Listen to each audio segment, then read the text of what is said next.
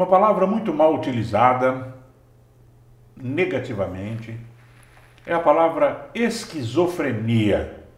Quando você quer xingar alguém, você chama de esquizofrênico. E muito mal versada pelas pessoas de que não entendem nada e não sabem quão profundo é o problema. E é claro que eu tinha que trazer o Tomás Lemes Sacchetti para falar desse assunto. Como é que vai você? Tudo bem? Tudo bem, Mário. Mais uma vez aqui, com esse privilégio de vir conversar com você há algum tempinho aí. Ótimo, muito obrigado. Você sempre estará aqui dentro da nossa programação, porque você traz conhecimento e as pessoas gostam do conhecimento que você traz. E isso é muito importante. Mas antes disso, manda um abraço para o Dave Mambera, por favor. Dave Mambera, permita-me recitar um pequeno versinho de Machado de Assis para Dave Mambera Anderson. Está aqui na obra Primas de Sapucaia, de História Sem Data, de 1884. Rigorosamente, todas essas notícias são desnecessárias para a compreensão da minha aventura. Não é um modo de ir dizendo alguma coisa antes de entrar em matéria, para a qual não acho porta grande nem pequena. O melhor é afrouxar a rédea a pena e ela que vá andando até achar a entrada. Há de haver alguma, tudo depende das circunstâncias, regra que tanto serve para o estilo como para a vida. Palavra puxa palavra, ideia traz outra, e assim se faz um livro, um governo ou uma revolução. Alguns dizem, mesmo que assim é que a natureza compôs as suas espécies. Parabéns! Dave, foi em sua homenagem, viu? Ele foi seu amigo na escola, né? Só poderia ser o Tomás. Tomás e Dave.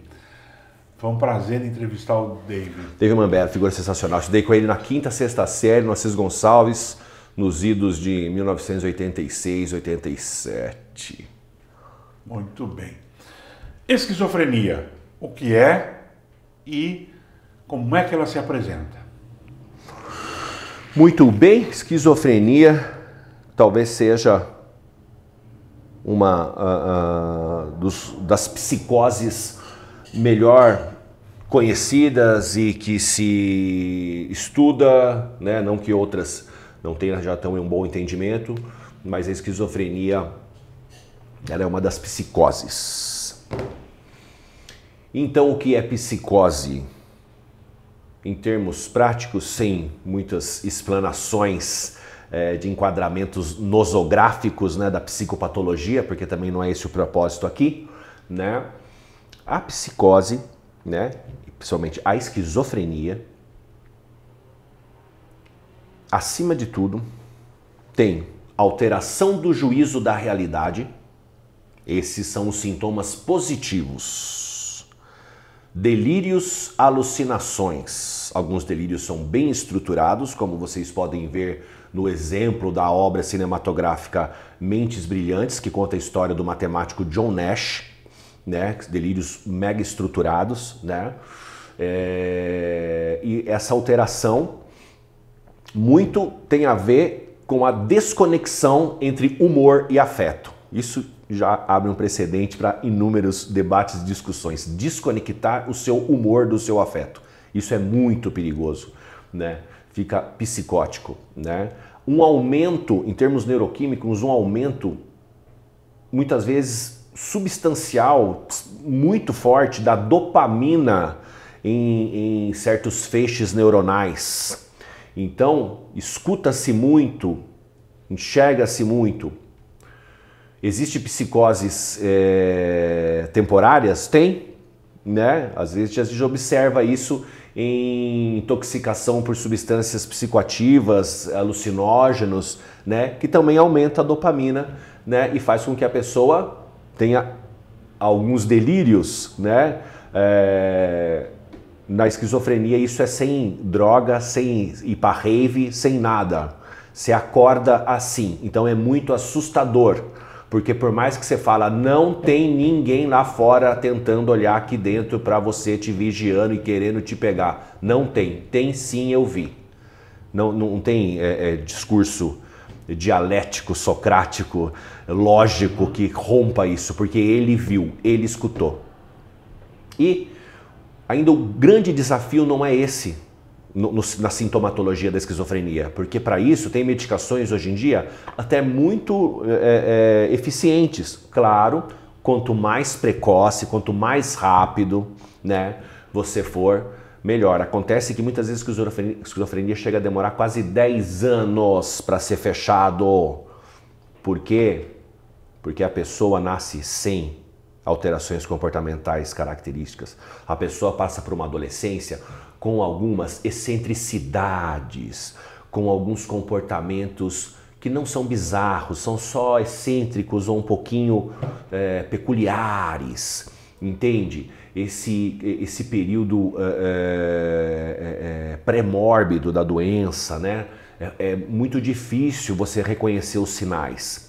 Às vezes é um jovem que é um estudioso, é um colegial, um cara que faz o ensino médio bem, passa numa FUVEST, passa numa federal, vai embora para lá com 18, 19 anos e volta depois de 6 meses, 1 ano, com um surto psicótico. A família fala, ficou com depressão porque foi estudar fora, nunca saiu de casa.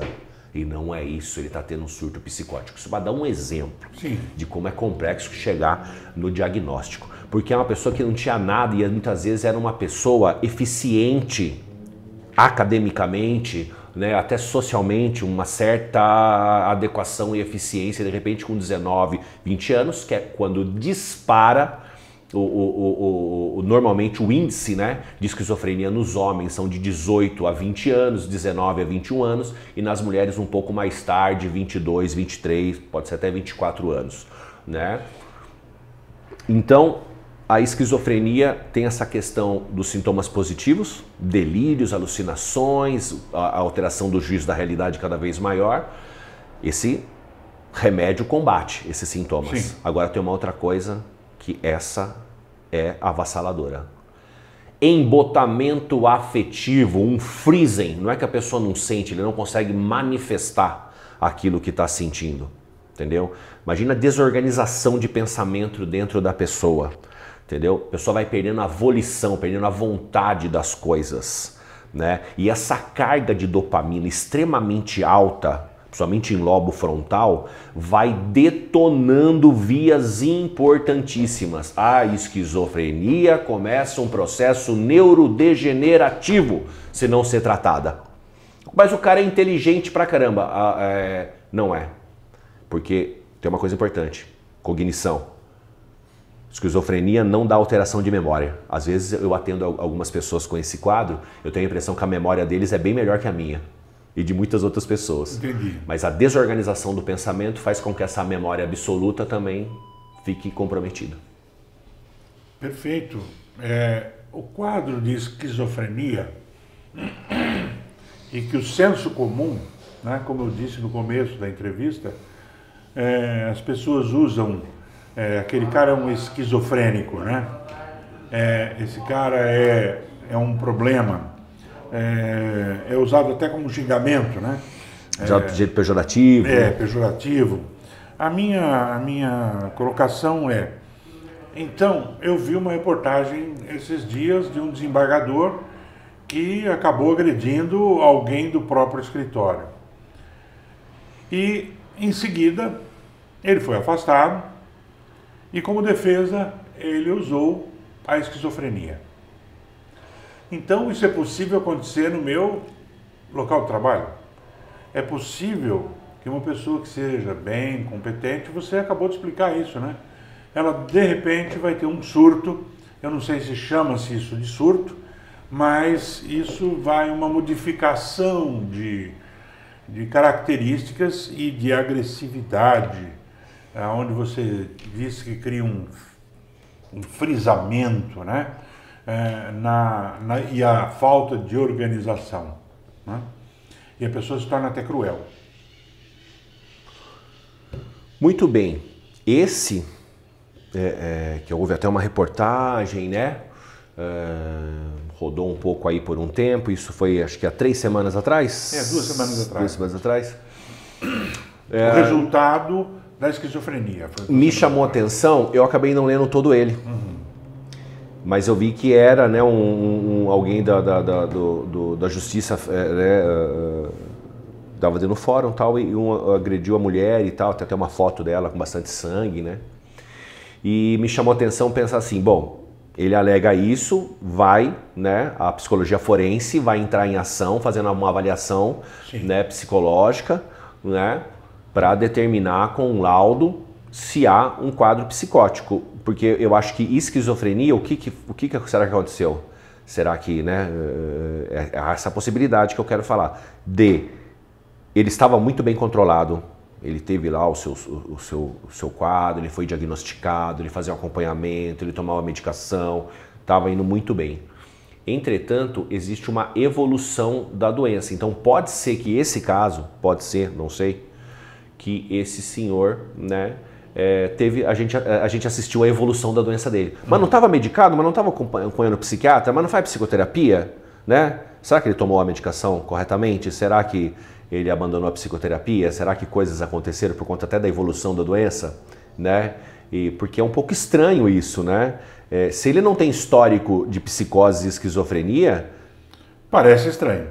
Então é balela. Balela. Eu acho estranho ele alegar isso. Mas é exatamente aí, Tomás, que eu sinto a dificuldade, e como leigo, claro, de ver que as pessoas usam esses termos para se justificar de atitudes.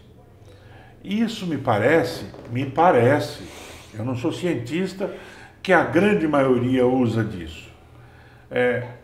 Numa das entrevistas eu falei, a pessoa fala que é bipolar para poder maltratar as outras, né? Então esse uso é um uso que eu acho muito ruim, porque você acaba evitando a pessoa para que ela não tenha um surto e passe a agredir você. Isso faz com que a sociedade, os problemas mentais, faz com que a sociedade se afaste. As pessoas se afastam. Por exemplo, eu pessoalmente, eu não gosto de conviver com pessoas mal-humoradas. Não gosto. Que reclama de tudo, sem motivo nenhum, eu me afasto. E como me afasto com pessoas que se tornam desagradáveis com tratamento.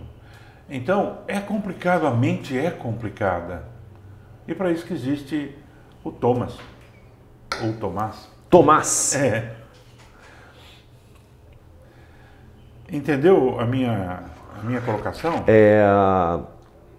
Está aumentando exponencialmente, né, por várias questões, né? Nós tivemos aí um início de século XX XXI, perdão, com uma série de modificações em termos sociais, a grande questão do advento, né, das redes sociais. Nós tivemos mudanças, algumas mudanças geopolíticas do mundo, nós tivemos uma pandemia que né, veio com tudo durante 2 anos, teve essa pós-pandemia, essa retomada da vida, e houve uma busca maior pela psicologia, pela avaliação né, da psicologia, contando com esses profissionais, né? Ainda há muito preconceito, ainda há muito, né? Por quê? Porque nós estamos lidando com algo subjetivo. A esquizofrenia é algo de uma linha, de uma linha subjetiva dentro da questão esquizofrênica, que por isso que eu falei para você, 10 anos muitas vezes, 8 anos demora para fechar diagnóstico. Quer dizer, não porque é assim, né? Esse cara não tem nada. É. A falta de aceitação da família, porque na hora que o psiquiatra fala, viu, depois do primeiro surto, não tem retorno, é igual uma diabetes, é igual uma pressão alta. Tomar remédio para sempre, para controlar. Ô, gente do Papo D'Oro, primeiro você vai ganhar o café. Como sempre, o melhor café de Bragança Paulista. Qualidade excepcional. Você já me deu esse café aqui? Fantástico. Esse aí não. Né? Esse aqui não? Já te dei esse café, sim, na outra entrevista. Vou te dar um livro do Antônio Sonsin, Hollywood, que é uma história de Olímpio Guilherme, que era um cidadão bragantino que fez sucesso em Hollywood. É interessante a história. E dizer para você... Que fantástico. É fantástico. E o Sonsin é completamente maluco, né?